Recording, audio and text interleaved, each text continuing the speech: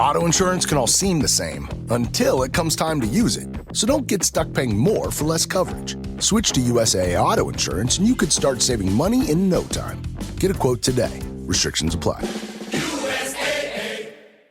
Switch to Verizon Business and get more from your internet without paying more for your internet. Get LTE Business Internet starting at $39 a month when paired with select business mobile plans. That's unlimited data, and with it, unlimited possibilities. Start saving today with Verizon Business, ranked #1 in small business internet customer satisfaction by J.D. Power. Starting price for 25 megabits per second LTE internet plan with smartphone plan savings, plus taxes, fees, and economic adjustment charge. Terms apply. For J.D. Power 2024 award information, visit jdpower.com/awards. Business taxes. Was stressing about all the time and all the money you spent on your taxes. This is my bill? Now Business Taxes is a TurboTax small business expert who does your taxes for you and offers year-round advice at no additional cost, so you can keep more money in your business. Now this is taxes. Intuit TurboTax. Get an expert now on turbotax.com/business. Only available with TurboTax Live full service. So as always, if you are listening on Spotify, Apple Podcasts, or Pandora, then make sure that you follow The Couch on everywhere that you can follow it. But the visual is on YouTube, THA, real JANELL. Again, shout out to everybody. I know I'm late. I don't even have my tea. I literally just walked in the door. Like, I don't have my tea. I don't have nothing to soothe me. But I'm going to try to do at least 2 hours. I'm going to do a 2-in-1 because I didn't get to go live last night. Because last night, listen, let's go ahead and get it popping. That way we can just get down to the what happened. Because, y'all, I was so scared.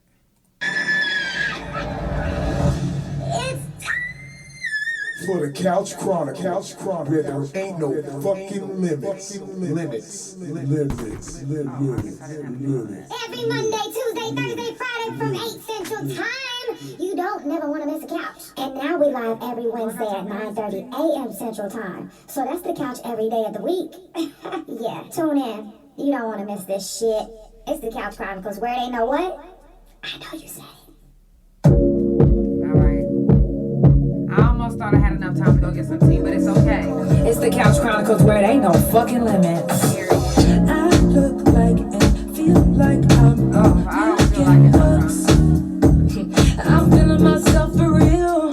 I'm on my way. The way I walk looks like a dance.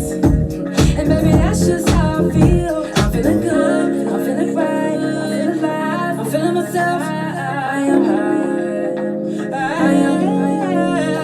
I'm feeling good. I'm feeling right. I'm feeling alive. I'm feeling alive.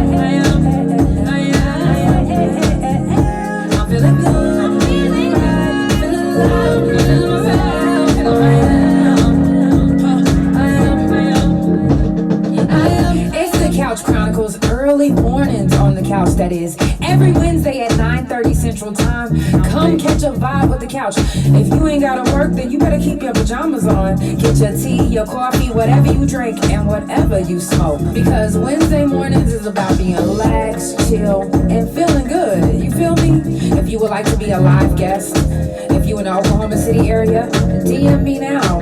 Trust me when I say you don't want to miss this vibe. Are you feeling good? I'm feeling good. That's how you're supposed to feel in the morning. 1, 2, 3, let's go! I look like and feel like I'm a million bucks. I'm feeling myself for real. I'm on my way. The way I walk looks like a dance. And baby, that's just how I feel. I'm feeling good. I'm feeling right. How are we doing that? I'm feeling myself. I am high. I'm feeling good. I'm feeling right. I'm feeling alive. I'm feeling I like dancing like I do. My back. I'm feeling good. I'm feeling right. I'm feeling alive. I'm feeling myself. I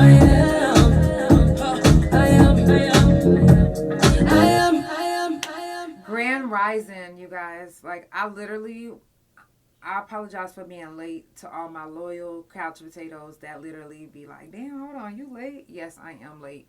But even last night, I didn't get a chance to go live, and you guys would never understand. But let me just show you that I got my bandages taken out. I don't know if y'all can see this. Can y'all see that? I think you can see. Anyways, and then this is what the front one looks like. I hate it. I hate it. I fucking hate it. So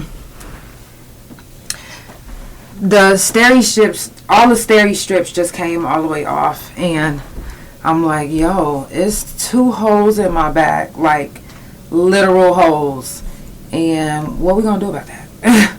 So in the midst of everything, it's very painful, Elijah. In the midst of everything that's going on in my actual life, before my surgery, let's just start from the beginning. I told you guys about my soul baby. Let me tell you about my soul baby. Some of y'all heard the story whenever I first got him, but let me just, for some of my couch potatoes that don't know the story, my soul baby is my dog that called out to me. So me and my wife was having a date night. We was in our little area that we call, you know, like the little VIP lounge. And we was watching a movie with the surround sound. It was very, very, very, very loud. Like, I kid you not, it was so fucking loud that you would have been like, you would have called me crazy if you would have heard what I said. But I said, babe, and mind you, the movie is loud. I said, babe, can you stop the P.O. I hear you, big O. I said, baby, can you stop the movie real quick? I hear something crying out to me. And she was like, baby. And I said, babe, seriously, I hear something crying out to me. So, you know, she turned it off and she listened and she was like, I don't hear nothing. I said, okay. So we turned the movie back on. We still watching it. About 5 minutes later, I was like, baby, something is crying out to me. Like, I hear something crying like it's hurt. And so I went to the room and I looked out the window and it was pitch black. I couldn't see shit. I said, baby, can you please just go out there? Even though I at the time I hadn't had my back surgery yet, I was still healing from, you know, I think I had just had shoulder surgery or something. But anyways, I was still in pain. I couldn't really just, you know, no, my legs was giving out real bad. So I couldn't really just go outside. So I was like, babe, can you just go out there and check? She went out there and she came back in and she was like, baby, you actually right. Like, there's a dog out there. I was like, what? Seriously? Like, at this point, I'm thinking she's lying. I was like, what? She was like, yeah, there's a dog that's out there and it looks like it's kind of like, you know, tied up in some rope or something and it's crying. I said, well, we gotta go help him. Like he literally called out to my soul. That's why I say he's my soul baby. So we go out there and it's cold as fuck out there. And mind you, I'm in pain. I had just had my shoulder surgery, I think like at the beginning of that month or something that I think I don't remember, but I know that I wasn't in the best condition to just be picking him up. But after about a certain amount of time, because I was taking him my clothes out there to try to like warm up because he was like stuck in this corner. He didn't want to leave this corner in my backyard. So, you know, I was just covering him up with my clothes and I was just like, you know, I couldn't even pay attention to the movie. I couldn't even tell y'all right now what we was watching. I couldn't pay attention to the movie, and my wife realized it. She was like, look, we can go put him in the garage. I said, okay. No, she was like, you can go check on him. I was like, all right. So after the movie was over, I went out there to go check on him. And he didn't move, you know what I'm saying? He had all my clothes on him, my scent. And I was like, you know, I looked at him in his eyes and I said, do you trust me? You know, because my wife was scared that he might bite me. I said, do you trust me? Like, I'm going to pick you up and I'm going to put you in my garage because it's a little bit warmer in my garage than it is out here. Like, I was talking to him like I'm talking to you right now, like literally. Like, and even right now to this day when I'm talking to him, he looks me in my eyes like he knows what I'm saying. Like, he's so smart. So I was like, I'm going to grab you. I don't know if you... And he was hurt at the time. His back leg was hurt. And I said, I'm going to be careful, but I'm going to pick you up and I'm going to put you in my garage. So I scooped him up, you know, as best as I could without hurting him or myself. And it was a tight squeeze between, like, my garage and the fence that he was like hiding, like, you know, in the end of.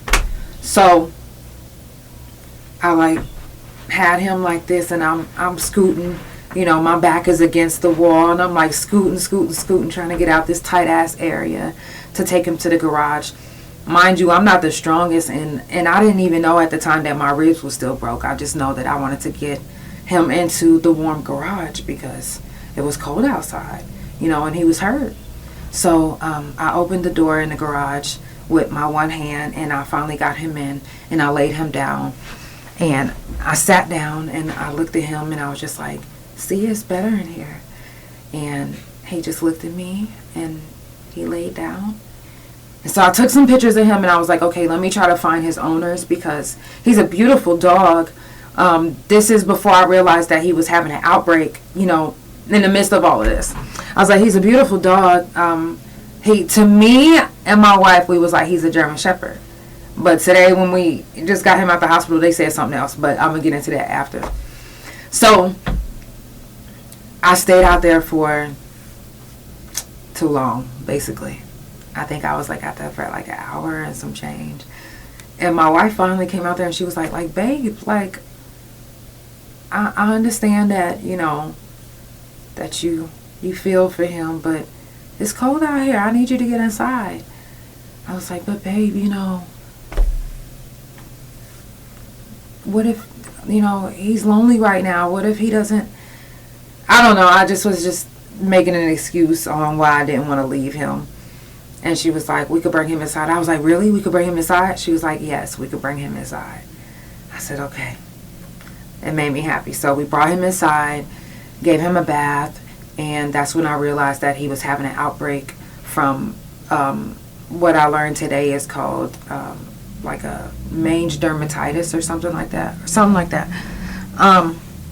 Anyway, so in the midst of bringing him in, washing him, and getting him settled, his back leg was hurting. We took him to one of our friends who was like a vet, and, you know, she took care of him, got his leg together, you know, got him on some antibiotics and got him on some Benadryl.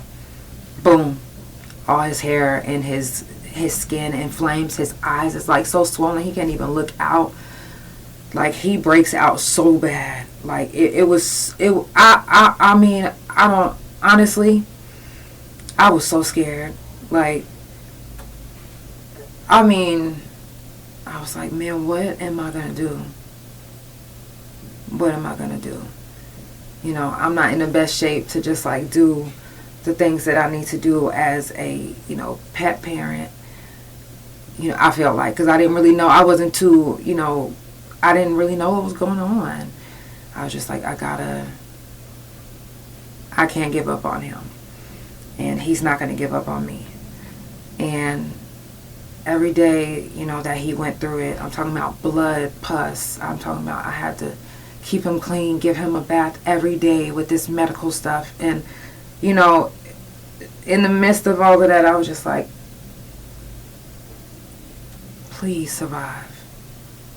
Like, my bestie came over, she was like, Bestie, like, I don't know if he gonna survive. He looked like he about to die.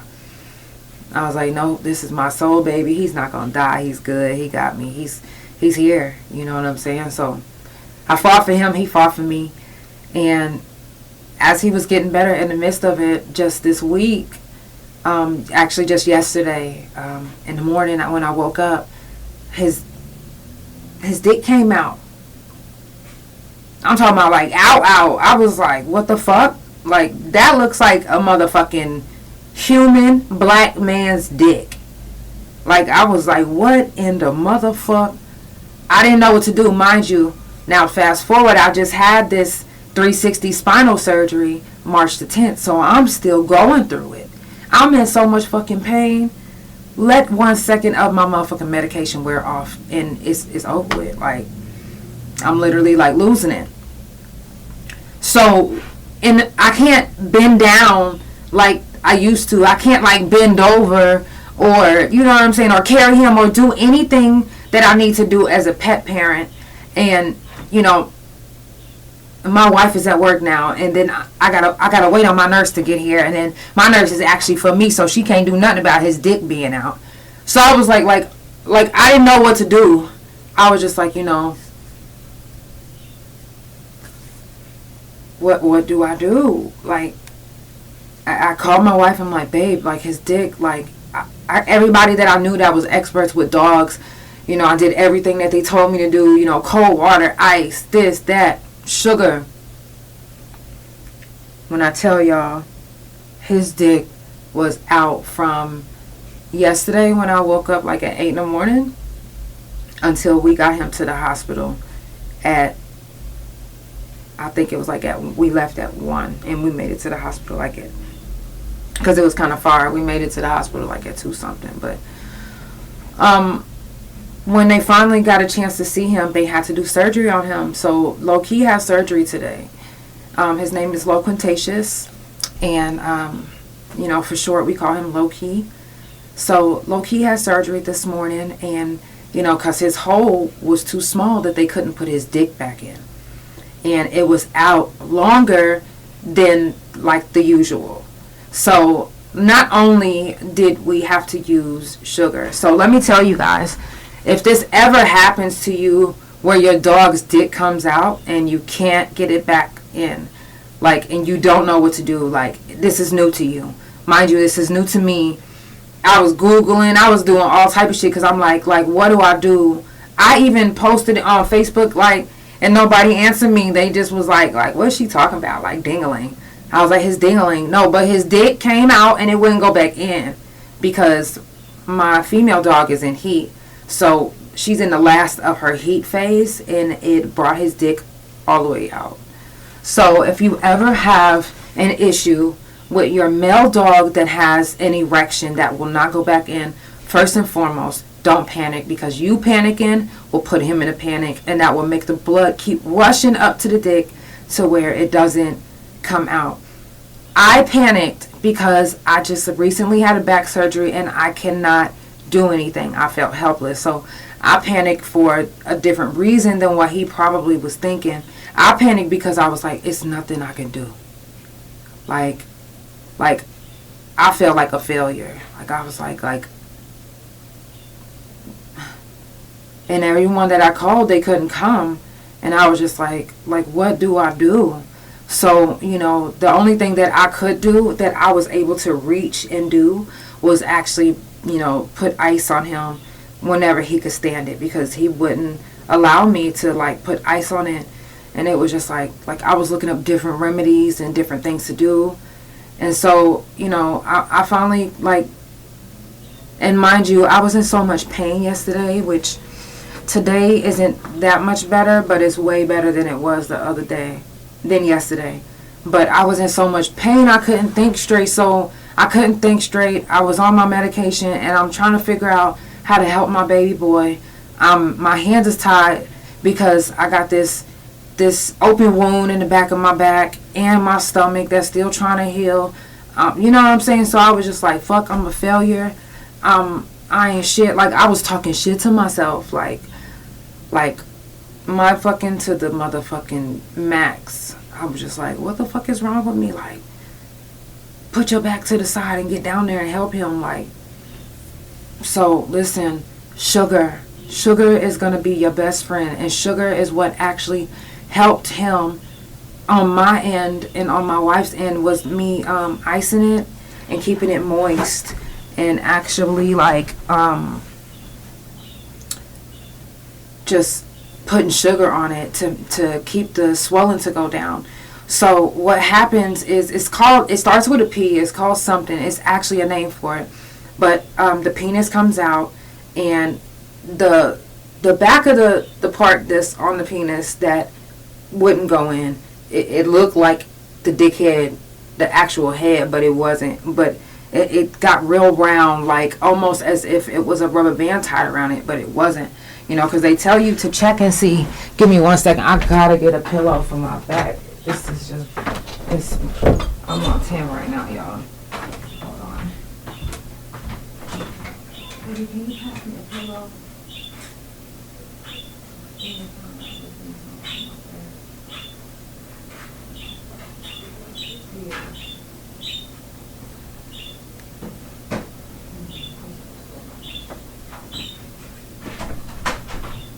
sorry, y'all. I am on fire, like, and my medicine. So, I was on oxys, and now I'm on, what the fuck, bars or whatever the fuck they are. And I feel like they don't really do shit, but oh my God, this feels so good. Oh. Y'all just don't understand the type of pain. Okay. Anyway, so whenever the dick is so big that it can't go back in, get them as comfortable as possible. Stay as calm as possible, because they gauge.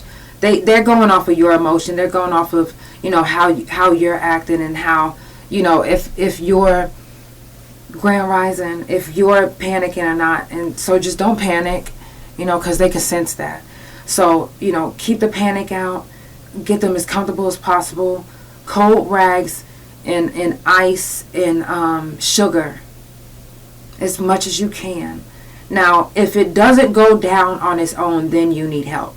But it should go down to the point where you can push it back in and, you know, maneuver it and get it, you know, back regular to where, you know, it's comfortable and good for him. But it wouldn't go back in.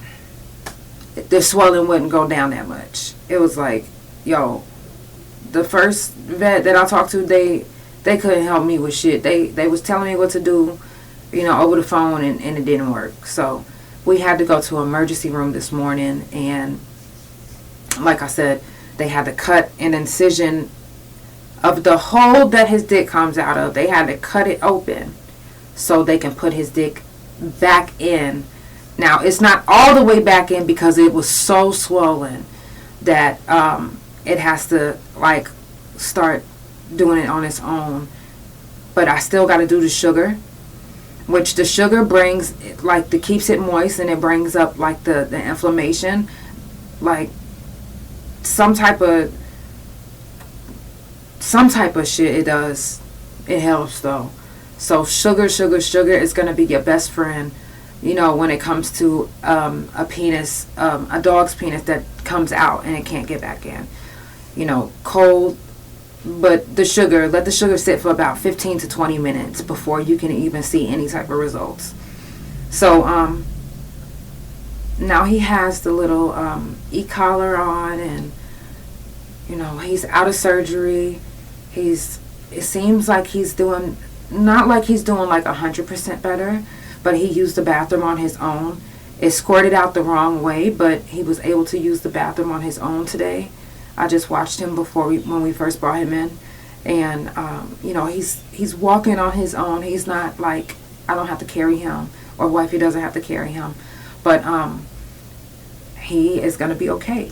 I'm excited because, and I was scared because I was just like, you know what, when you've had a major surgery and you literally have fur babies that depend on you, but you depend on them too, because they're your, you know, emotional support babies. So now, anybody with a business, I want you to pay attention to this part right here. He's my emotional support pet. Like, he is amazing, and he has been helping me through my recovery. Even though it doesn't seem like it, you know, he's recovering at the same time that I'm recovering. But he's my emotional support pet. All my babies are. So, you know, if you have a business and you have a pet that has been your emotional support pet, his bills and his everything that costs today is going to be wrote off on my taxes, because he's my emotional support pet and he had a need that I had to take care of and I had to pay for. Right, Denise, I would have never thought of using sugar until they told me. So, you know, if you have a business and you have pets and you have to, you know, come out of pocket, and, you know, you don't have insurance on them or whatever the case, and you need to pay, and you're like, wow, you know, my taxes is coming up. Listen, you can actually write them off on your taxes as your emotional support pet. So, you know, don't just get so discouraged so quick. You know, because it is easy to get discouraged. It's like, damn, I just came out of pocket $600, but that's your fur baby. That's your emotional support pet that you need, that has been helping you through. And he has definitely been helping me tremendously through this surgery. So, yeah, anything it takes to make sure that he's okay. That's my emotional support baby. I need him, just like he needs me. So, don't get discouraged whenever you're coming out of pocket of, you know, a lot of stuff we tend to not, you know, keep up on. We like, you know, I just spent this on that. And keep your receipts. Keep your receipts, because when it comes down time to write something off, you're going to need your receipts. You're going to need proof. You're going to need, yeah. So, thankfully, I had most of my receipts and everything that I needed to write the things off for my business when I did my taxes just recently. And I do want to give a big shout out to all my couch potatoes, because you guys, first of all, I wouldn't have been able to do this without you. You guys are so fucking amazing. I literally brought in, with my podcast and everything that I do with the couch, almost $10,000. Almost $10,000 last year in revenue. And that's throughout the whole year, not just like in one lump sum.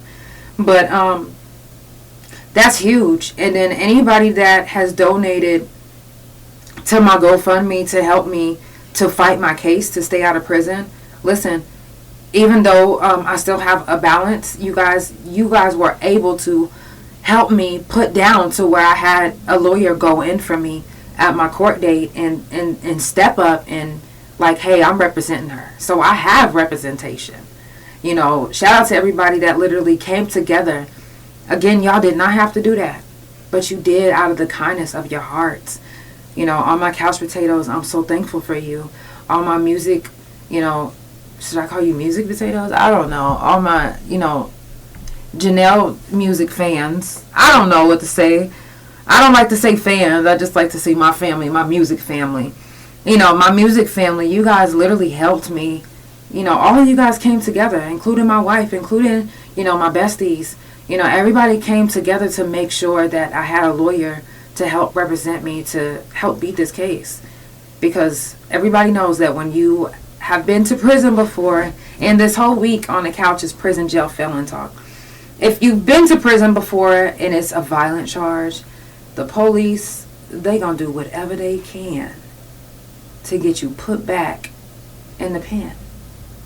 They gonna do whatever they can. And I don't know if you guys have been noticing this lately, and you might not notice if you're not the one being targeted. But here lately, I've noticed that they have been targeting previously convicted violent felons. Hold on, y'all. This is my doctor. Hi, Stacy. Hey, Janelle. Yes. Hey, I showed Nick and Doctor the picture from last night, and we're going to send you to a wound care specialist. Okay. Okay, and they'll be giving you a call at Summit Wound Care, okay? Okay. Okay. Thank you so much. Today. All right. Thank you. Bye. Wow. So, let me just tell you guys what happened just now. I don't know if you guys was able to hear that. But, I had been complaining about my back because, it's not healing up the way, the way it's supposed to. It has 2 holes in it that have been like oozing, not like pus, but it's been making it like kind of uncomfortable for me, you know, because it's like leaking. And, you know, I was just like, I don't know if that's good. You know, that's why I was saying my bandage that came off, it was real saturated. And every time I do remember when I would be in a shower and I feel water go on it would be real slimy. And I'm like, oh no. You know, so I had took a picture of it, and apparently it doesn't look like it should look. So they're sending me to a wound specialist. I don't know if they're going to do something with those holes that's in there, but it's 2 holes in my back. That's what I was trying to show you guys earlier too. So it makes sense why I literally I've been so sick to my stomach. Like, I'm talking about sick as fuck. Like, more than usual. And then I've been having like hot flashes, cold sweats, and I'm like, something is not right. I had an abscess in my back. They found an abscess my first week. out of the hospital, so I was on antibiotics for that. And then now, you know, these holes in my back is just, you know, just so uncomfortable. And it's just uncomfortable. So I guess I got to go see a wound specialist. So hopefully, you know, wish me luck on that. But I do want to get back to the fact that these officers in Oklahoma, I don't know about any other states right now, but I do know for sure about Oklahoma because I've been keeping track of some of the people that I know for sure that I follow, and then I've also been keeping track of who I've been seeing on Just Busted and kind of like doing research on their background, like seeing if they're previously convicted felons. But the ones that have like violent charges, a lot of them are previously convicted violent felons. And I've been noticing that the Oklahoma Police Department has been targeting previously violent convicted felons. If you haven't noticed, it's because you haven't been targeted either yet, or you haven't let's thank the lucky stars and let's hope that you don't get targeted. But I've been targeted, a couple of my friends have been targeted, and they are previously violent felons. Now, I'm not just making it up about being targeted because I'm the couch. No, I'm telling you that I'm being targeted because it was 3 of us that was put on this case as far as who they said committed this crime. It was 3 of us. I'm the only one out of the 3 that has a previously violent crime. All 3 of us went to prison, but mine was a violent crime. I'm the only one that was charged. I'm the only one fighting this case, and everybody's name was mentioned. Now, to some, you know, from the outside looking in, y'all would be like, oh, well, they snitching. They not snitching because I'm around one of them every motherfucking day. That's my wife. I know my wife ain't snitching on me. That's for one. And it ain't nothing to snitch about because I didn't do nothing. But it's crazy because they know that us previously violent convicted felons don't want to go back to prison. So you know what we're going to do? We're going to pay to stay the fuck out. And I don't know if it's only a Ponzi scheme, only have to do with money. But I know for a fact that they are targeting my people. And I'm not talking about black people. I'm talking about my violent, convicted, previous felons. Like, we literally have been out for years, but none of that fucking matters. Because they are literally looking for something to help pay for whatever they need paid for. To give them whatever stripe they need striped with. Because why are y'all targeting previously violent convicted felons? And then the charges that you're putting on them are literally exactly 90% of them are exactly like the charge that they went into prison for and got convicted the first time. So to them, that's an easy win. That is an easy fucking win for them. The detective in my case, he is so sure of himself that he put in the report, I am a decorated detective for such and such years. And I know Janelle Delancey is guilty. I know she beat this lady in the face with a hammer. From my professional, what do you say, my professional, whatever. Basically, he's saying that he's so qualified at what he does that he knows for a fact that I'm guilty.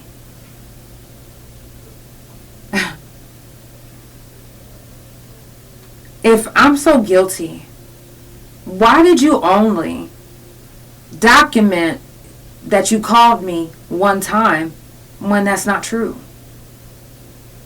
I literally blocked this man from calling my phone because he called me 30 times in a row. And not only that, this is the thing, because at first my lawyer was like, it's going to look bad because he put in the report that you lied about the case. First of all, when they first brought the case to me, I had no idea what this young lady's name was, that the fight was, that the fight between my cousin and them was. I had no idea that what the girl's name was. I only knew her by her Facebook name. And they asking me about something that happened on my property. Nothing happened on my property. What the fuck are you talking about? And so I called him, and I called him back like, yo, is this the detective that just called me? And I'm literally recording him. I recorded this man because I'm like, what the fuck? What's going on? So I recorded this man. He didn't document that he called my cousin. He didn't document that he came to my neighbor's house looking for my wife. He didn't document that he called me 30 times. He didn't document that I called him back and record. Well, he didn't know I was recording him, but he didn't document any of that. He only said that he called me one time. That's a fucking lie. Why would you lie if you're such a declarated detective? If you know that you got an open and shut case, why in the fuck would you lie about it? Ain't no reason why you would lie about it unless they are targeting previously violent convicted felons, which in my case I can verify that they are. I am the only one out of all three of us that is a previously violent convicted felon. There's another person that was about to get on the couch, but they're kind of scared because the case is open. I don't give a fuck. My case is open. And what is true, everything I'm saying, I'm telling you, they fucking lying. They are literally targeting previously violent convicted felons in Oklahoma City. And if you are a victim, please get in touch with me so I can do some I'm doing my research. I'm literally writing stuff down. I'm literally keeping track of the people that I know for a fact that are previously violent convicted felons. One of my couch potatoes literally sent a message from jail. Literally sent a message from the jail cell. Because he is a previously violent convicted felon. And they are targeting him.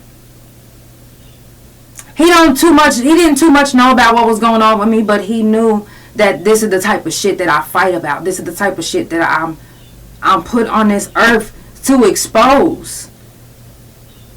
I don't give a fuck if y'all like, oh, you ain't Adam 22. I don't give a fuck about none of that, bitch. I'm not trying to be no Adam. I'm not trying to be no Wendy Williams. I'm motherfucking Janelle Marie Delancey, a.k.a. the motherfucking couch, bitch.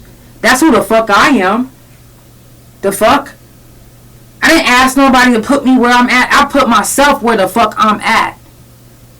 By the help of my couch potatoes and by the help of my wife and by the grace of the higher above. The fuck? I earned my spot as a podcaster. I earned my spot as a journalist. And I'm still earning my spot every day. I'm still learning every day. And I'm still doing what I'm supposed to be doing. Stop fucking playing with me. I didn't ask for this position. This is what my cards was dealt. I literally just picked the card at the right time. Podcasting was meant for me. It is. Music is meant for me. My purpose might not be like your purpose. Your purpose might not be like my purpose. And sometimes when we're just now getting in the midst of our purpose and finding ourselves, that we don't really know who we are just yet, but we're literally finding ourselves sometimes in the midst of you or in the midst of myself or in the midst of people around me. And it might look crazy to some people. They might be like, man, she a fucking liar. She might, she ain't doing this, she ain't doing that. That's because you're actually literally watching me transform right before your eyes. And you're going to see the good, the bad, the ugly, you're going to see it all. But we all have a purpose. And everybody's purpose isn't like everybody else's. And you might not see the vision of where mine is going to lead or where it's going to... That's not for you to. It's not for you to try to guesstimate where my life is about to end or where it's going to go or how the couch is going to... That's not up to you. That's my purpose and my journey to walk through. You are literally just a witness of greatness.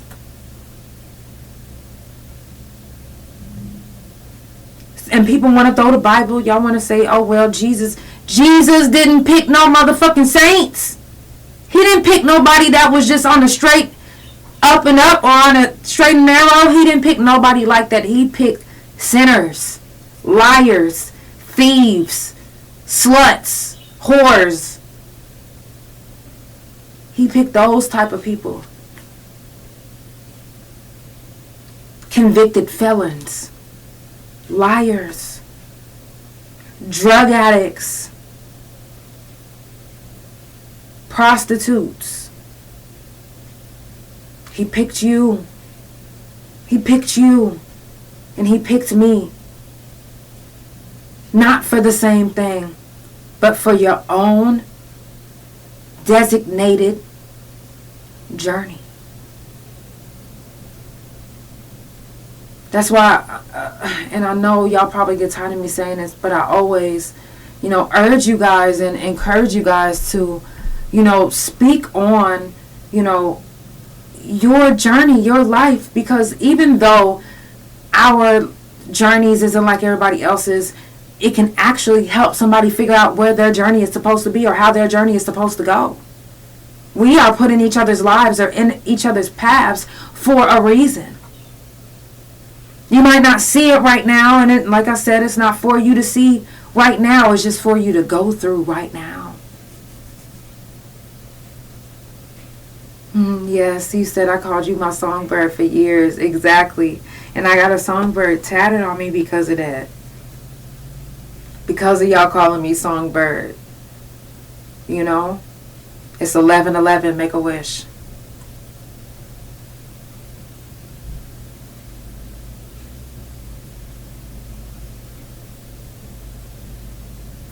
Okay, sorry, I needed that one. But we're all called here for a reason, and once you realize what you're called for and you start walking in your purpose, then it'll be smooth sailing. It doesn't seem like everything is going good right now for me, because all this stuff that I'm going through, but guess what? That is literally shaping me to continue to be who I am and to continue to motivate, to inspire, others around me, to continue to walk in their purpose. I can be the reason why you find your purpose, and you can be the reason why I continue to find my purpose. Each and every time I do the couch and I get messages from you guys, I realize, wow, it's a reason why I'm here. It's a reason why the couch has, even if I don't win, favorite local podcast again this year, it's okay. There's so many great podcasters out there. There's so many great people finding their purpose and realizing that podcasting is part of their purpose. Podcasting is part of my purpose, and I am so proud and honored to be in this position and to be able to walk and spread love and teach. I've always had a vision of me teaching, but I had no idea of the magnitude of the teaching or how it would be or what it would be like. And when the deeper that I started getting into the couch, the more I realized that this is part of my purpose, and this is beautiful. This is amazing. I love this. I love, getting to know you guys, getting to know different people, getting to know different situations, and even learning. Even whenever people get mad at me, I learn how different people are, like how people switch up. That teaches me too.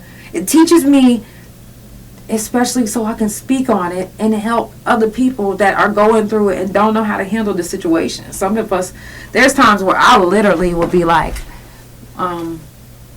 wifey, I'm not gonna, deal with the situation until you get home and you tell me what to say, or tell me how to say it, or teach me what I need to say, or which way, because the Taurus in me sometimes would just be like, saying whatever, but that's a part of me. But the rational side, the mature side, I got that, from my wife. Like, she literally grew me up and put me in my place. Not just in my place, but in the place that I needed to be in order for me to grow as a woman, as a friend, as a wife, as a human being in this society, being in this world. She taught me, how to be who I am in my purpose and to teach and inspire other people. She taught me by, being an example right in front of my face, and guiding me without, shunning me or making me feel like I'm less than because I did it wrong the first time or because I didn't get it right the first 6 times. She literally was so patient with me, and that's sometimes what we need. It doesn't matter that you've had positive examples your whole life, but you might not have that example that got you in the right place that you needed to be. They might not have resonated with you. But once you get that person, or even if it's your person that you're meant to be with for the rest of your life, then grow, elevate. It's a beautiful thing to not be stagnant. It's a beautiful thing not to be stuck where you used to be. It's a beautiful thing to have people around you that recharge your energy in a positive way. It's a beautiful thing to be around people that help mature you when you're childish in some aspects and in some places in your life. They literally are such an example that they help you mature into the person that you're meant to be. So I'm thankful, I don't regret anything that I've been through or anything that has happened to me. I get saddened by some of the things that, happened in my past, and I'm like, when the flashbacks come back or just the bad negative thoughts, I know how to handle them now. I know how to talk myself through me mind fucking myself. I know how to, just by growing and elevating and learning, just by being around the right people. When we're around the right people, we do the right things. When we're around the right people, we get influenced the right way. Are you walking in the path that you need to be walking in right now? Are you walking around the right people to help influence you to go the right way? And influence isn't a bad thing always. I know some people think, oh, well, bad influence, this.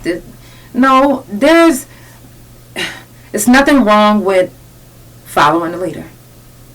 There's nothing wrong with being humble. It's nothing wrong with learning every day and even admitting to not knowing something. It's okay. It's okay to not know something. Nobody on this earth knows everything on this earth.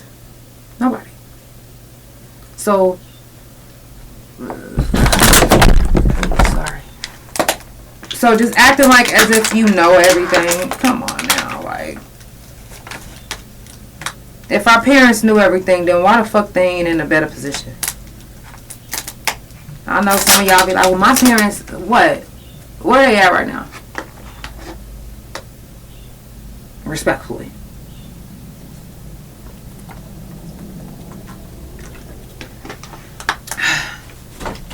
If you just now tuning in, it's the Couch Chronicles where it ain't no fucking limits.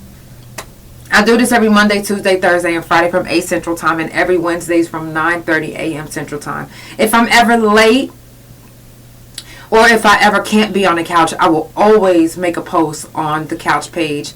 So if you're listening on Spotify, Apple Podcasts, or Pandora, and you want to see the visual, THA Couch, not even just the .com, but on all social media, you can go on Facebook and you'll see the visual. It's up for at least a month and then it deletes, but it's always on the YouTube channel, THA, real JANELL, and you can also visit that.com. Subscribe. Tell somebody about the couch. Also, the couch has, I'm donating my time for the Say Yes to the Prom Dress and Tuxedo, the OKC edition.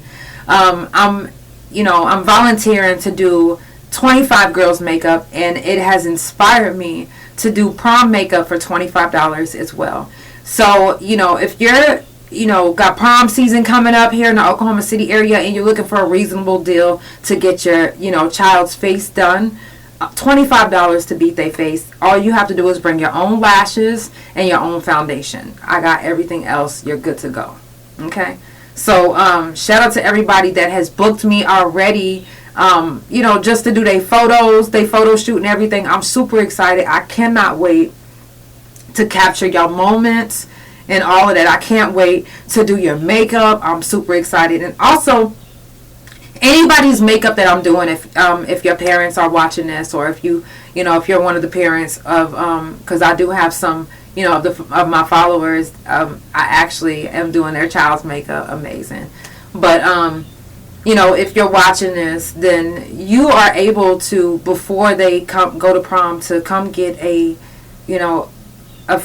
face done, just like a trial run to see, how it's going to look. That way we can make sure that the foundation color is right. And all of the extra stuff is just right. We don't have to bring the lashes that day. We'll do it the day of. But, just making sure that everything is just the same color and all of that. That's all I want to make sure. And that the cut is right of your dress, that we bring the makeup down enough. All of that. I just want to make sure. So that does not cost any money either. You are getting your makeup completely done for free. I donated my time for the Say Yes to Prom Dress OKC edition. So if you are contacting me from the Say Yes to the Prom Dress, do not ever think that I'm trying to get over on you or trying to pull one over on you because I said that you can do a trial run. The trial run is absolutely free as well. Period. I'm not saying donate. None of that shit is free. Completely. You don't have to worry about nothing coming out of pocket from me at all. Period. Also, I've been getting so many requests to bring back the mic on the couch. Now, the mic on the couch never went nowhere. Everybody, I just stopped talking about it because motherfuckers was just not being real. They just wasn't being serious about, getting on this mic. And I ain't got time to be playing. Okay? My time is my money. Literally.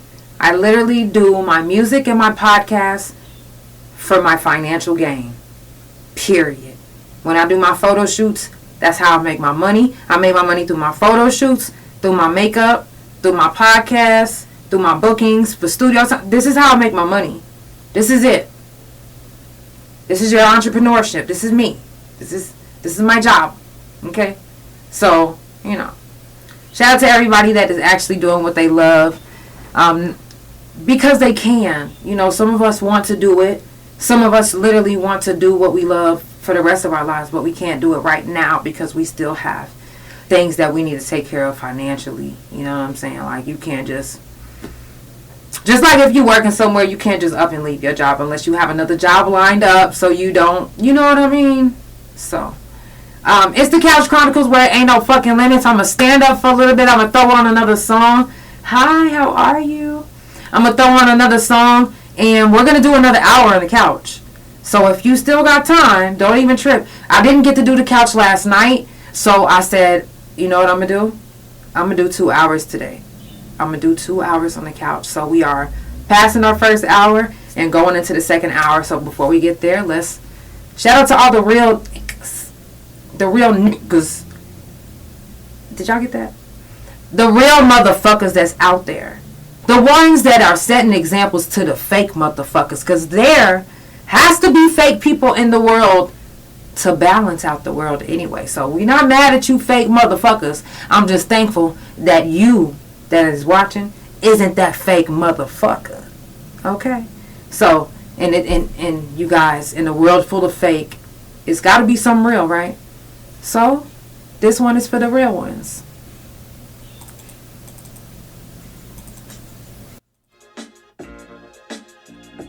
Let me stand up.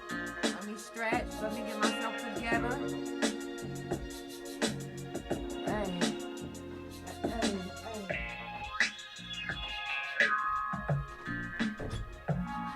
It's the Couch Chronicles where it ain't no fucking limits. Pushing that flow and slanging, yeah, yo. Coming back off the road with big goals.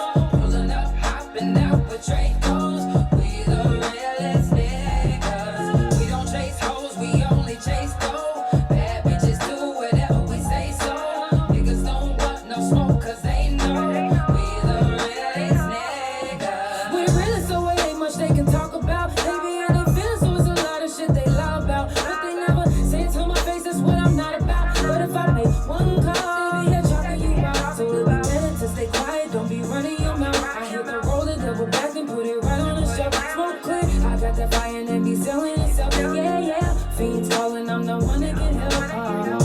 Got me a new car, and I ain't a new star. Yeah, honey, I'm getting money, so the thing on me. They hating hard, but they won't stop me. I'm pushing off, and you won't spot me. You Superman, 'cause you ain't like me. That flow is slinging, yeah, yo. Coming back off the road with bankroll. Pulling up, hopping out with Dracos. We the realest niggas. We don't chase hoes, we only chase gold. Bad bitches do whatever we say so. Niggas don't want no smoke 'cause they know we the realest niggas.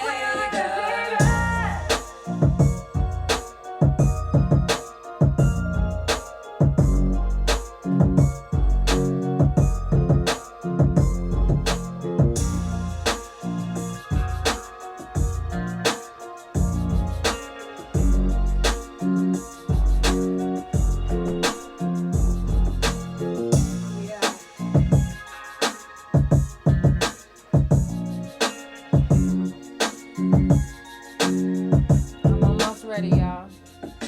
Pushing that flow and slinging, yeah, yo. Coming back off the road with bankroll. Pulling up, hopping out with Dracos. We the realest niggas. We don't chase hoes, we only chase gold. Bad bitches do whatever we say so. Niggas don't want no smoke 'cause they know we the realest niggas.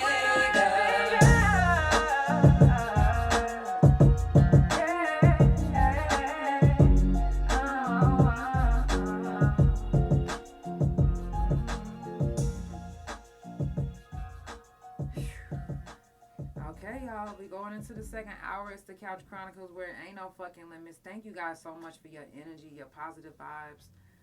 You know what I'm saying? Like, anytime anybody is doing anything, especially if they're an energy person, when you get those good vibes, those positive energy, that when you get that from somebody, it's just something different. But I do need to stand up a little bit longer, so I'm gonna throw on another song. I hope that y'all vibing. You know, if you at work right now, sending you positive vibes, love, and energy. And listen, I hope your work day doesn't go, you know, as long as you think it's gonna go. It's gonna go by just like that. So it's gonna go by just like that, and you're gonna make some money for doing it. Don't even trip. And you got me in your ear or on your screen. Shout out to everybody that's tuned in on my couch potatoes. I'm gonna jump into another song. Again, I definitely appreciate y'all for tuning in and giving me some of your good vibes and positive energy. Thank you. This one is called Liquor. Both songs are unreleased. Actually, everything I played today is unreleased.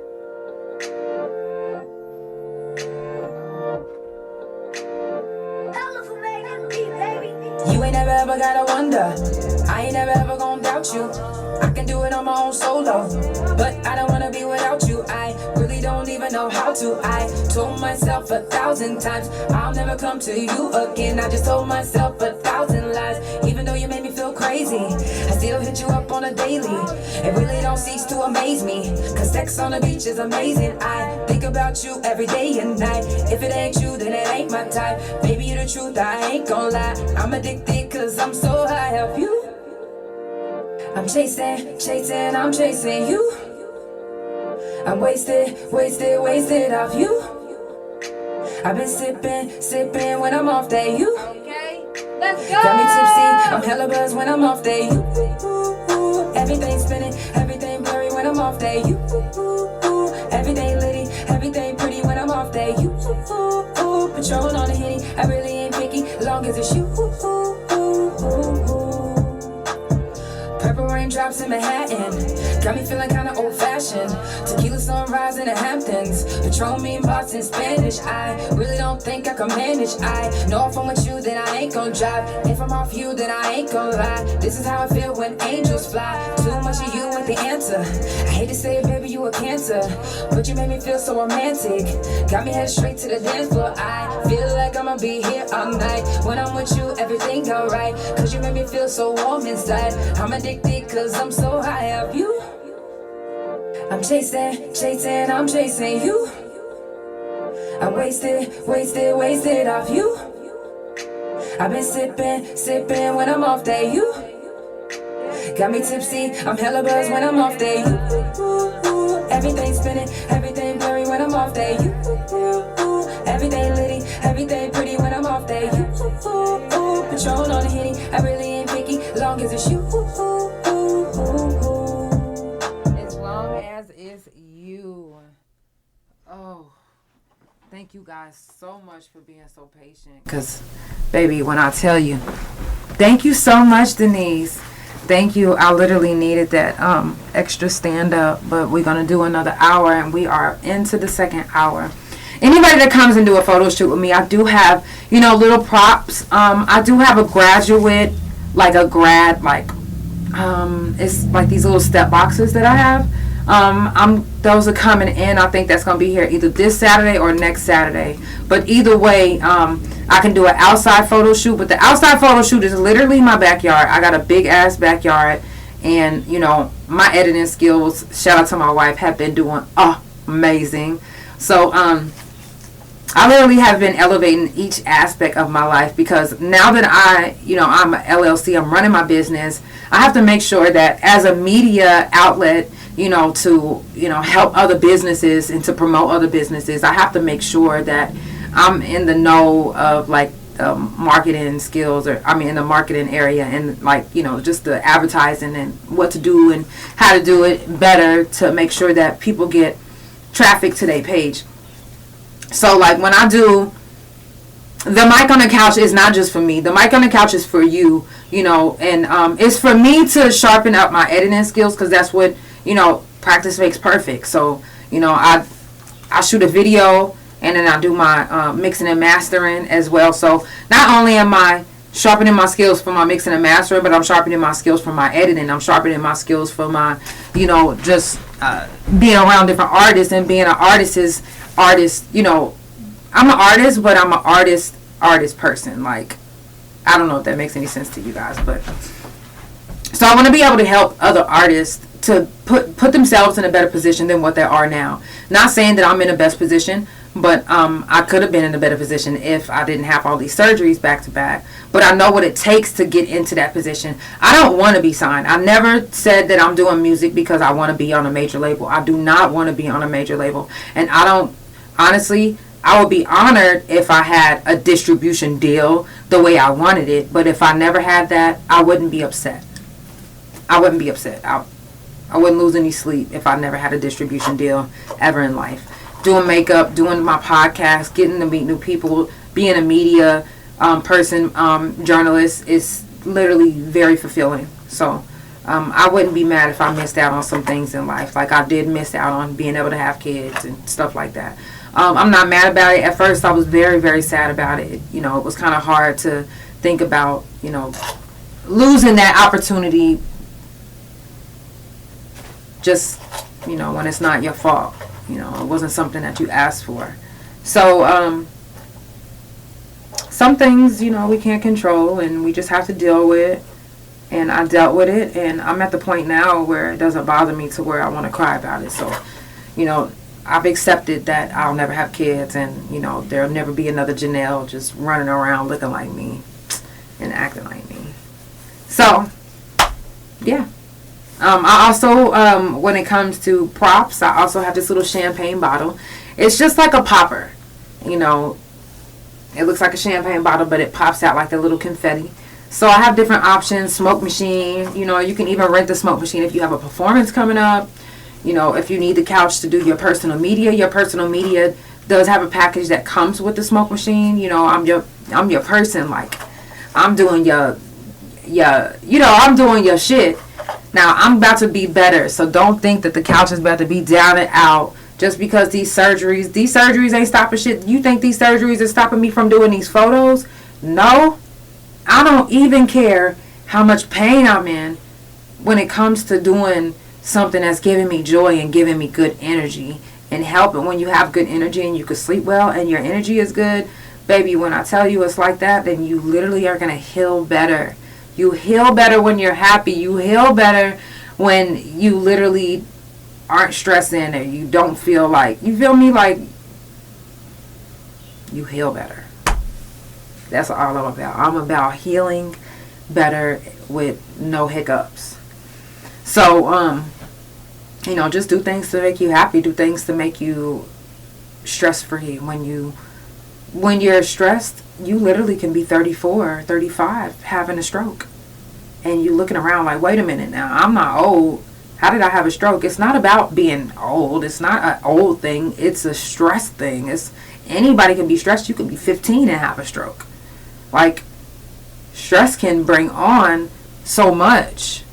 It can make you literally change who you are as a person, because stress is depleting. It's fucked up. And it sometimes it's not easy to just get over. It's not easy to just let go, and it's easier said than done. You know, people like, don't stress, you know, let that shit go. Like, it's easier for you to say for me to let it go than for me to actually just let it go. Like, I'm literally trying to let it go right now, and you're encouraging me, you're telling me to let it go, and I can't let it go. So shout out to the ones that are trying. It's not easy. It's not easy. And this whole week on the couch is prison jail felon talk. And, you know, I didn't get a chance to do yesterday's. So we're going to talk a little bit right now on this hour. One thing I want to tell you guys, let me just grab something. One thing I want to tell you guys is when it comes to being in prison, or if you've been to prison, then you need to know that anything that you've said or anything that you say, motherfuckers are going to verify it. They are going to verify it. Give me a second, y'all. Oh, it's in the back. Give me a minute. This is what I was about to be popping.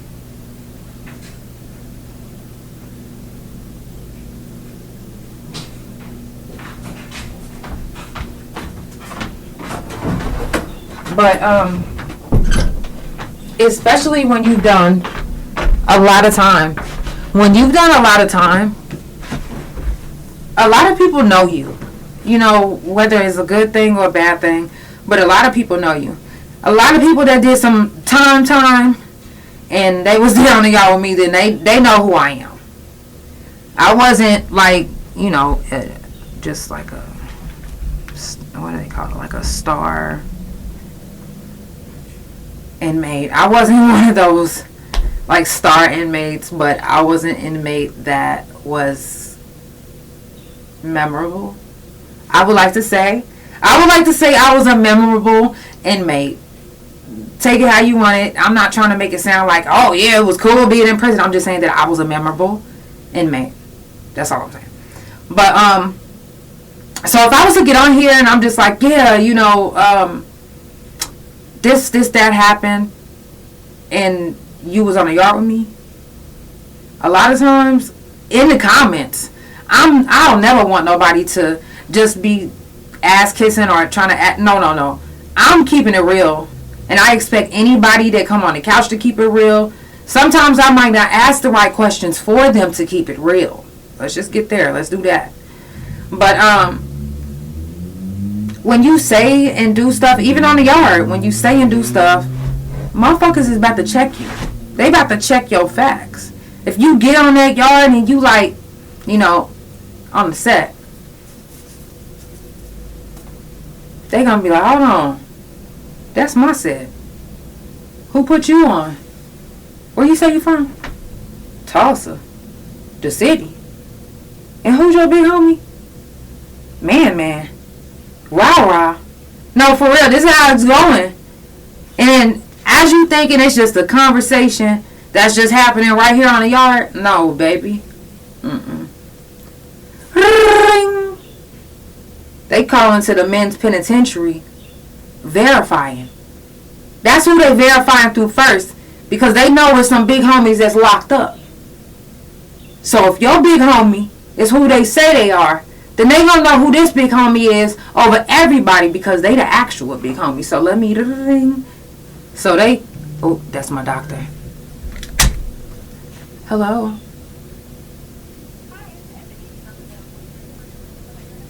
Yes, hi, Ebony. Yes, this is she. 5/1/1990.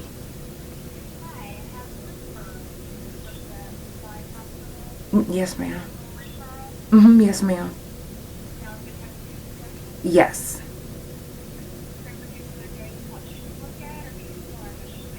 Next available. Morning time is better for me.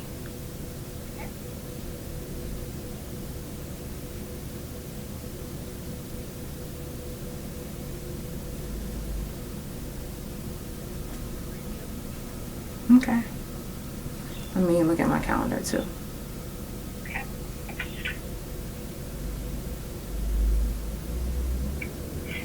It looks like we have an afternoon appointment for tomorrow. So I can Okay. look at Friday to see if we have something in the No, ma'am. That tomorrow sounds good to me.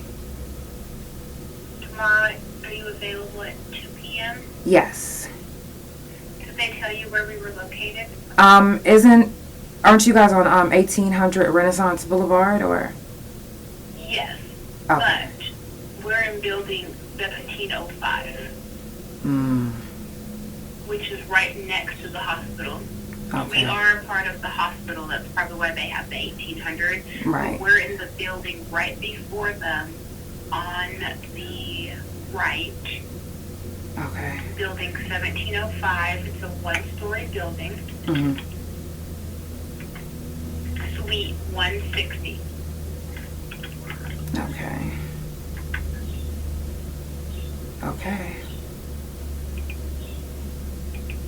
And is there anything I need to bring or? Direct number. I'm sorry. Go ahead. Oh no! Can you give me the direct number? I'm gonna put it in my notes right now. I'm calling you from it right now. The number that I'm calling you from should pop up for you. That's 405 844 3420. Okay. Perfect. And who am I gonna be seeing? Is it just or just come in and say wound clinic? No, you'll get wound care and see a doctor, Dr. Gorrington. Dr. Quarrington. Gorrington with a G. Oh, Gorrington. All right. Perfect. I got it in my calendar too. Okay, tomorrow at 2 p.m. Yes. And you have the EBMS? Yes. What is that? It's with an Aetna network. Okay. Mm-hmm. Alrighty. Sounds good. We'll see you tomorrow. Thank you so much. You're welcome. Mm-hmm. Bye. Okay. If you was watching on YouTube, I'm so sorry for the delay. Okay, so that was for, I know y'all heard me get the call earlier for the wound. Remember I was telling y'all about my back? It got 2 holes in it from, let me just show y'all for the people that's just now tuning in. So I had a 360 spinal surgery. And I don't know if you guys can see, but it has 2 holes in the middle of these this long scar, and it's not supposed to be there. It should have all sealed up already, but it has like little like a little bit of drainage that comes out of it. So my doctor called me today and was saying that she was going to get me into a wound care clinic, and that was fast. She said that they was going to call within today, and well, now you see that they called pretty quick. So thankfully they called pretty quick, and we're going to get in tomorrow. So I'm going to get some relief. Oh, I need some relief because, baby, when I tell you, not only, and this is the stomach one, and even though my wife says that this one looks good, that looks terrible to me. Like what the fuck? That looked like motherfucking goddamn Jason was just like, ah, bitch. You know what I'm saying? Like Freddy Krueger type shit. That don't look like no professionals did it. That looked like I went to a motherfucking hood doctor and got this shit done. But my doctor that did it is a well-known doctor, and not saying that because he's a well-known doctor that he did my black ass good. Sorry, you guys. Oklahoma Spine Hospital, shout out to you. But yeah, wound care, that's gonna help me so much. Thank you so much, Denise. So, you know, just to them it looks good. To me, it looks like this is ugly. I'm ugly. Now, before you guys get to going in on me, I mindful of myself too, sometimes out loud. I know you just heard it. I really do. And I don't like the way my stomach looks anymore.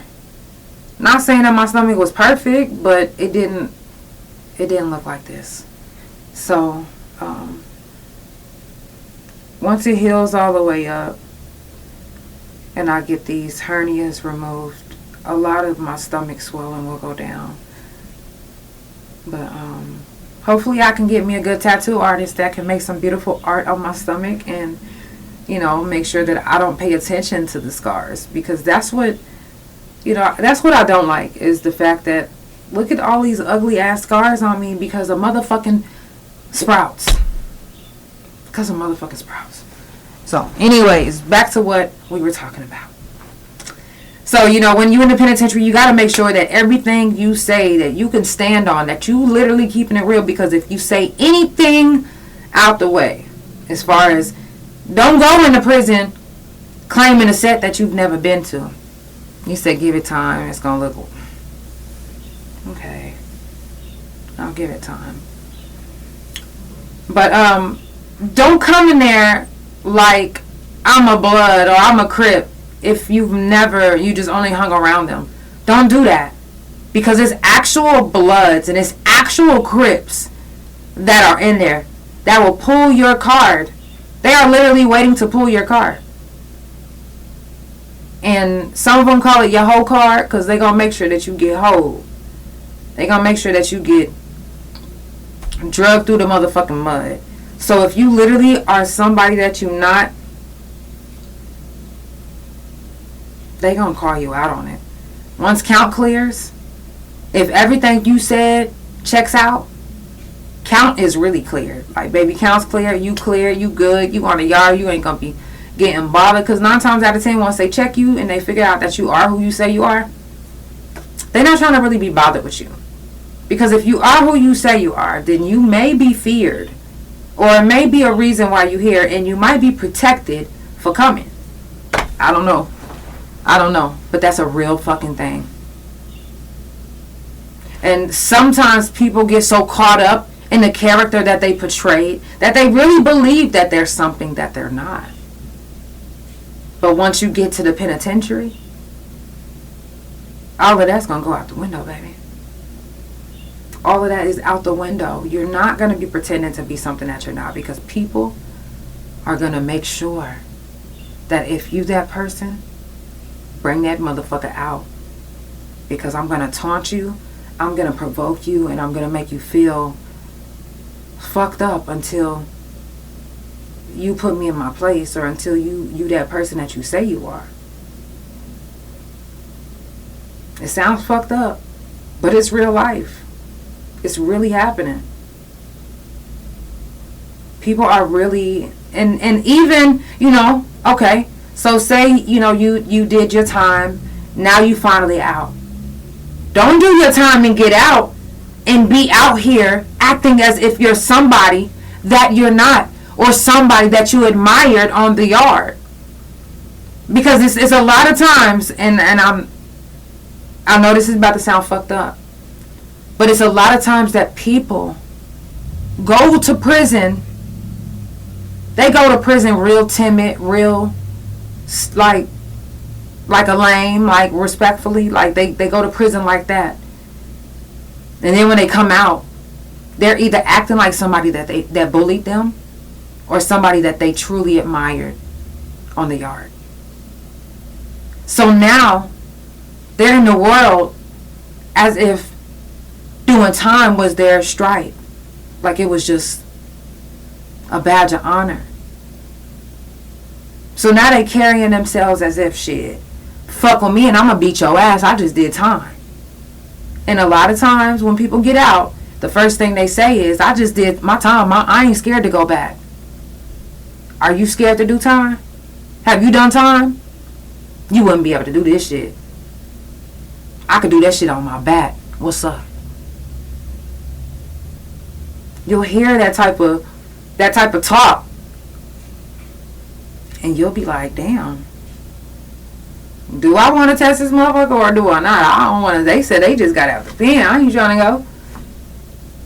And then some people will walk away, and then some people will be like, hold on, bitch, the fuck? And they gonna beat your ass because you're not who you acting like you are. You're acting like people that you was locked up with. And to me, that is a part of institutionalized. It's getting out of the institution and portraying someone that was in the institution with you. That's institutionalized to me. Because it's a defense mechanism as well. I'm not mad at anybody who gets out and to them their truth is somebody else's truth that they heard. Or they start living as if there's somebody else's life. It's weird, but it ain't necessarily like looked down upon, because institutionalized can come, in different forms. It can come in the fact that you keep your door closed. You don't want nobody, you go to sleep at certain times, you stand at your bunk like, waiting on counsel. Like you literally like on some institutionalized can come in so many type of different versions. And sometimes it comes in a version of someone acting as if somebody that was on the yard with them. And it's like, damn. Who are you? And you'll get some of those people that's still locked up, because don't think that just because they on the yard that they not gonna call you out or speak out on you, or you feel me? Because there are some people that will be on their yard. They hear what you say on this couch. They hear what you say to somebody else. They heard what you said to. They got their ears in the streets too. You think that they not gonna call you out? They gonna be like, hold on, that bitch lying, or hold on, that nigga lying, or hold on, he lying, or she, or they gonna say it, and they not gonna care. Like, who? You was not acting like that on the yard. That's a form of being institutionalized. You still literally living your life like you on the yard. Some of y'all, get out and you move into these hotels, and then now you treating these hotels as if it's a dorm. I've seen it. I've had to pick people up from some of these ones. And I'm like, damn, hold on, don't I know them? They like, oh yeah, that's such and such. They was in D building, and girl from C3C, she lived right over there. And remember Amber? Remember her? Like, literally. And you looking like, some people literally cannot get themselves out of that mentality. Some people literally cannot put themselves back into the world mentally. Because the things that they've endured in prison, whether it was by somebody that bullied them the whole time on the yard, whether it was by the officers bullying them or treating them, making them feel less than, that can do something. Tiger, you said, what, Sprouts? Sprouts is a grocery store. It's a grocery store I was shopping in, just minding my business, looking for some groceries. I was also, working for Instacart, waiting to go to my main job. For my main job, I didn't have to go in until 10. So I said, you know what? I can just DoorDash from 8 until 9:30. I went into this grocery store called Sprouts, looking for some groceries for a customer. And an employee hit me with a forklift. I've had a shoulder surgery. I've had a neck surgery. My ribs is still broke. My left rib is still broke. And I've had a 360 spinal surgery. So that's what I say when I say it's Sprouts' fault. Like, it's Sprouts' fault. Like, I would not be like this if I wouldn't have never got hit. But I also wouldn't have my podcast if I would have never got hit. I would have still literally been working 4 and 5 jobs, like, every day, just to stay busy. Because, again, I'm not into mind fucking myself. And it was times where I was catching myself being institutionalized because I was mind fucking myself so much. Or things wasn't happening the way I thought it should have happened. Sometimes you get out and they leave you with a card. And that card has money on it. And it's from however long you've been in there. If you in there, on a level 2, 3, or 4, then it's a possibility that you're in there collecting residuals. Now, it's nothing like a check out here. it might either be like 1 penny to 10 cents. Well, if you did 9 years like myself, then that just means that you're going to come out with, I think I came out with, because I actually had a job on a yard. So if I'm not mistaken, I left the yard with maybe $5,000, maybe not even that, maybe like 3 or 4. It wasn't that much, but however much it was, my dad conned me into giving it to him because they took care of me when I was locked up. So that's that. But you know, when you've done a lot of time, you find yourself reverting back to penitentiary ways or things that you did in the penitentiary that was comfortable for you, or just it was comfortable because you did it for 9 years or you did it for 15 years. And there's some people that been in there for 10, 12, 35 years, you know. Some people have been in there since I was a baby.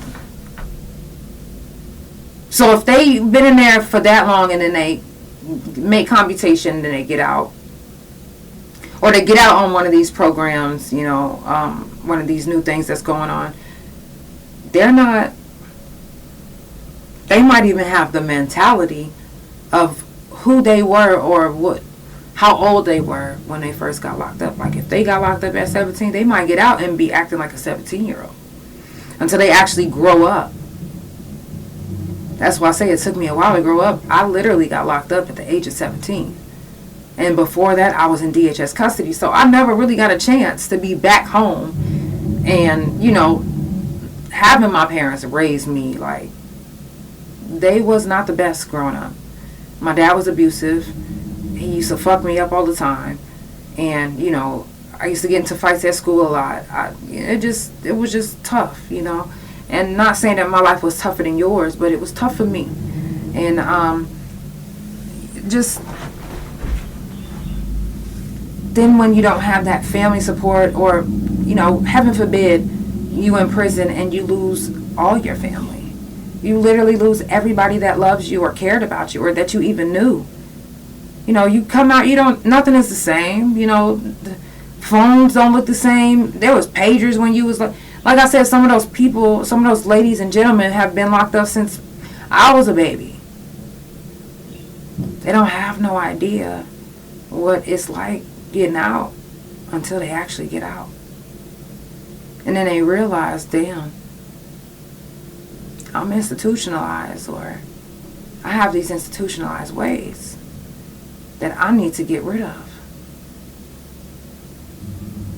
And if you don't get rid of it, then guess what? Sometimes you'll find yourself back in prison. Or sometimes you'll fall victim of what I said earlier. You'll be one of those previously violent convicted felons that are being targeted, because not only are they targeting them just because, but they're targeting them because you put a target on your back. And you're literally out here acting out as if you're literally on the yard. What I mean by that is sometimes I've seen girls throw temper tantrums like 2-year-olds on the yard. And I've seen those same girls get out and do the same thing as if we're still in. And it's like, whoa, baby girl. Elevation. Elevation is the key. But you going back, being that person that you was on the yard, does not make me want to hang out with you. I said earlier this week that the only time somebody can mess up a bond of 2 people that met in prison is that person. One or the other in that relationship. But not just any outsider can mess up a relationship that you built with somebody in prison. That literally has to be them fucking it up. And a lot of times the way you guys fuck it up when you get out is when you're still literally have that penitentiary mentality. You're still literally acting as if you're still on the yard, trying to bully people, trying to punk people, you know, slanging dope. You know what I'm saying? Like you, anybody that's been locked up, we know when somebody is literally out here institutionalized and still on them penitentiary type time, on them penitentiary ways. We know. We've seen it. We dealt with it. We've been around it for years. We even witness it on the yard. People are institutionalized. So it's easy to spot when we get out and we realize, whoa, such and such ain't who they say they are. They haven't shaken, and it's not always easy to shake the fact that you was in prison. But they haven't been able to shake off I was in prison. The things that I went through. The things that people took me through. The things that I took myself through. We stuck. It's not hard. It's not hard to get stuck. When you feel like you have literally no one or nothing, the only thing you have is to be stuck in a penitentiary. Is to keep on and hang on to those penitentiary ways. Because that's the only thing that gives you comfort. And it's nothing wrong. But one day you have to elevate. One day you have to let it go.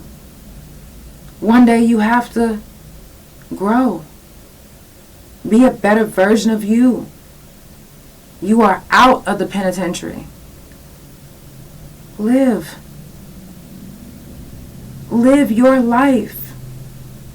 Don't go back. It's nothing in there. Only thing that's in there possibly that you might have left is your girlfriend or your boyfriend or your... It's nothing in that yard or on that yard that you need that you can't get out here. Unless you left somebody that you're dating and they have a life sentence. Give it about a year and then you can go back in and visit them. But don't go back in to be with them permanently because you're so institutionalized that you couldn't let go and live life. Live life. That will help you take care of somebody that is still locked up that you're with. Is when you're able to do for you and then them. Don't think that it's just going to come automatically. It's not. It's hard out here. It's hard. Especially when you don't have anybody that can teach you or have your back. Thank you so much. Or have your back. Or tell you or give you the ropes on what it's like to be in the world. They don't teach you, prepare you for that. They give you these classes and they tell you to take these classes. And this is the classes that's supposed to help you get back into society. Nah, motherfucker, I've been locked up since I was 17. Life was different. Teach me what life is doing right now. So when I get out, it's not moving too fast by me. And I'm not reverting back to my penitentiary ways because that's the only way I know I feel comfortable. And that's the only thing I know how to do and I can accomplish. It's crazy, you know. And you know, you have to depend on the people that you were locked up with to push you and help you get through that penitentiary stage or penitentiary ways that you locked in. That's why I'm so glad that we have groups on Facebook that are literally dedicated to people that have been locked up or just got out, telling their stories, sharing their experiences to help others to... That's basically the ropes. You letting down the rope so another inmate that just got out can crawl up and get that help that they need and the things that they need just by your experiences, by, you know, you telling them, hey, this is what I had to do to revert, you know, from getting out of that penitentiary ways stage, you know, because I had this, you know, this on me. It was just this shadow that I just couldn't let go, that you couldn't shake. Be real. Be honest. That real and honesty can help the next motherfucker. I'm telling you. I'm telling you. I'm honored. I'm thankful to be able to for people to be able to go back and rewatch. You know, I do prison, jail, felon talk every month on the couch. They able to go back 4 seasons and watch.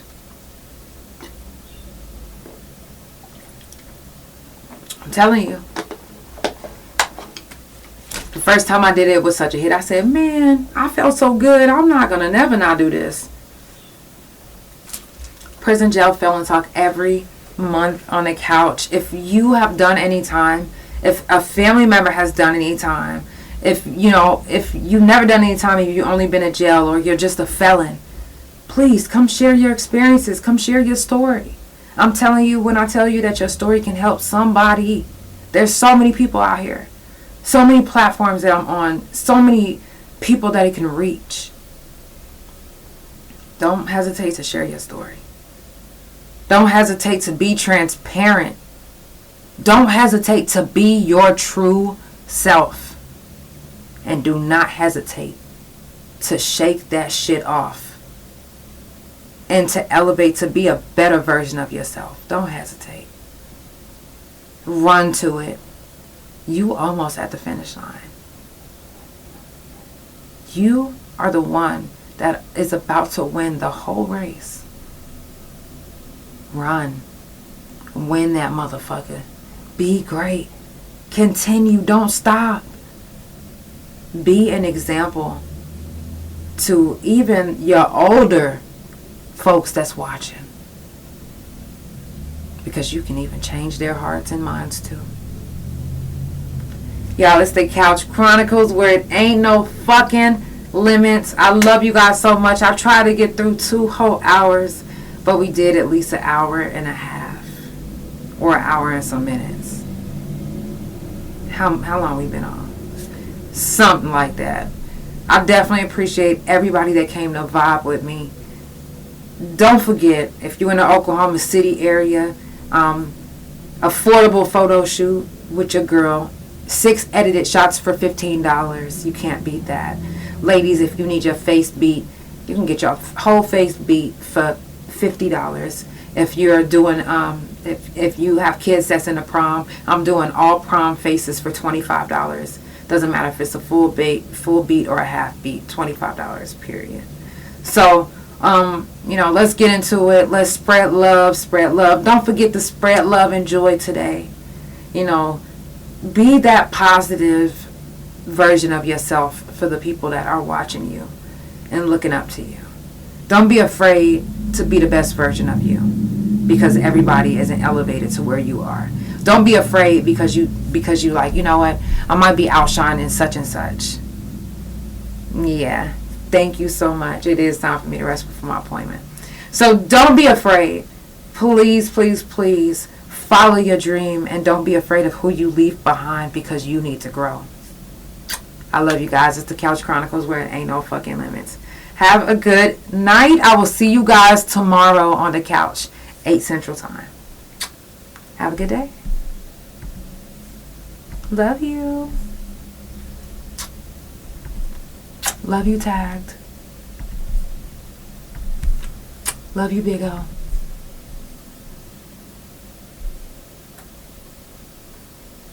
Oh, they was gone. Love you, Facebook. Love you, YouTube. Spotify, Pandora, Apple. Thank you so much for tuning in. It's the Couch Chronicles, where it ain't no fucking limit.